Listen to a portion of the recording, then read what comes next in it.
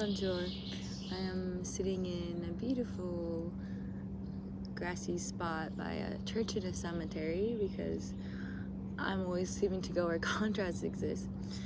And there's this scene in the beginning of Alice in Wonderland, and before she goes down the rabbit hole, she's sitting with her cat Dinah, and it has all these little flowers in the movie, and I just feel like that's where I'm at right now. I'm just at the base of the tree about to go into the rabbit hole, and the rabbit hole I want to talk about is the way that toxic femininity presents itself and the deception of that, because in the practice of sensuality, it's not even a practice, it's an embodiment. It is an allowing to come forth of what we really are. And I find myself a lot more afraid of what women would think than I would think about men, even if they're in their toxicity, because at least in a lot of ways, toxic masculinity is right up in your face. Like, there's no hiding it. It is the cat calling it. It is the lust energy, whereas the feminine way of being toxic is a deception, it's a manipulation. It's, I can say to your face, I like your shoes, and then turn around and be like, oh my god, what is she wearing, right? And that keeps us so stuck.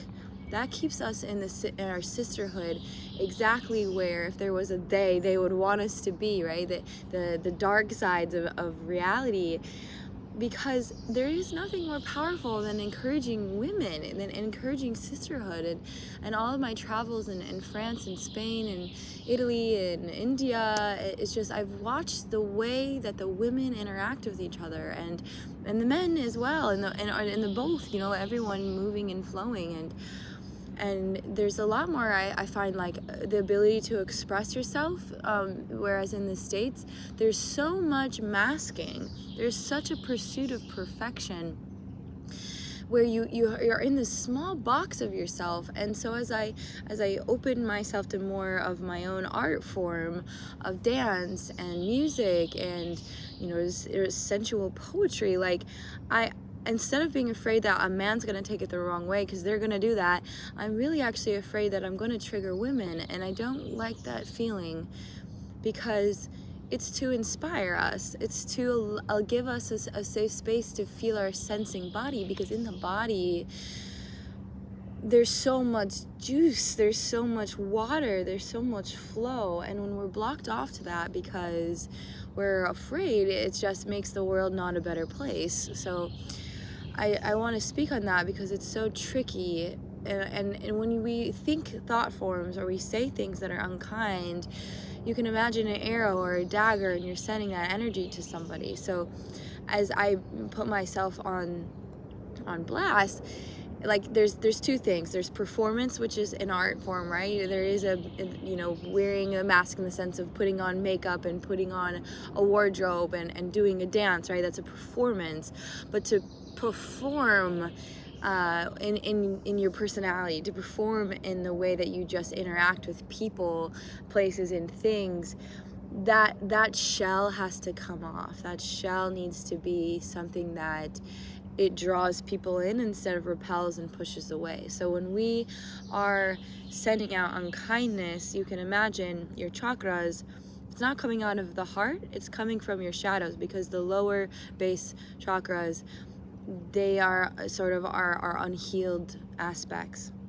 And so if that energy can't come up and you don't genuinely show someone love and kindness, then why? And I was talking with a friend about mirrors, and yes, like this is a quantum reality, and the people in front of you are your mirrors in the sense that their essence and their spirit is made of the same, right? We're all made of love. But when people come into your reflection, sometimes they are bringing you the medicine of the contrast. So in some ways, they're not your mirror. They are showing you ways that you can grow. And so if I am to trigger somebody, there's this thing, especially in America, of don't trigger me. But a trigger is a growth opportunity. And yes, if something is super toxic, like that's an opportunity to confront that. Or if it means that you're going to be not safe, then, to fight, flight, freeze, whatever our psyches concoct. But nonetheless, what matters is in the moment, real time, can we not be reactive? Because our true essences are full of love and kindness. If we are feeling spicy or pissed off or judgmental, that is your mask, that is your protection, that is your layer that says I'm unsafe, but truly we are always safe. And so when we judge our sisters, it is coming from the fact that we've all been conditioned to compete.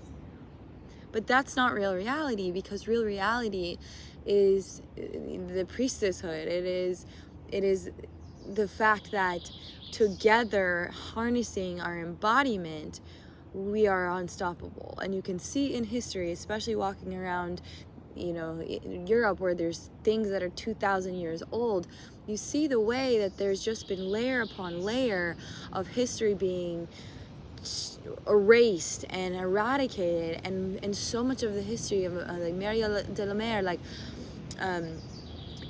the feminine was in power. And that doesn't mean that the feminine was above the masculine. She just had her full power. It was an equal thing. But the protection energy of the masculine could hold all of her. But because she's so powerful, right? The feminine is the oracle. It's the nonsense versus the sense. But the nonsense, the divine, comes from chaos. And so to empower our sisters, we need to love each other without conditions. And yes, work on our boundaries. If someone is being a piece of shit, a holy shit, it is exercising love and compassion to say no, to say, I don't accept this behavior. Come back to me when you're feeling better. But nonetheless, what I've noticed more than anything is those daggers of energy and the deception of having that two-faced, manipulative, of the entitlement of expecting something, and not being in the genuineness of the way that we are designed. And so as I keep putting out my art, and I don't want to have a fear of what my friends and people on the internet might think when I'm in my true authenticity, because our true authenticity as feminine beings is extremely sensual. It is a return to the purity. It is, you feel more childlike when you're in a room full of women and everybody's turned on, actually. It is so pure to be in your body, to feel your skin, to let your heart out. And I just don't want to be like going back to California, like there's this air of having to be cool. I think it is so much cooler to be warm and to be kind. And so that is what I want to talk about right now.